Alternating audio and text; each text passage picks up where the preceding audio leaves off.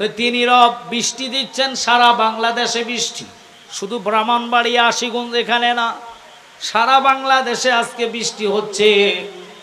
আমি অনুরোধ করব এই বৃষ্টি ভেজার মধ্যে দেখেন বৃষ্টি কিভাবে পড়তেছে, ঠিক এইভাবে রহমত আল্লাহ আপনার আমার উপরে নাজিল করতেছে। সুবহানাল্লাহ।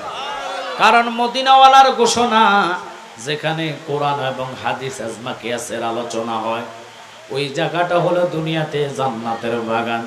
তাই আমি অনুরোধ করব, হয়তোবা আল্লাহর জিকির দেখিয়া মাওলা বৃষ্টির ক্ষমতাটা পাওয়ারটা কমাইতে পারে কি পারে না।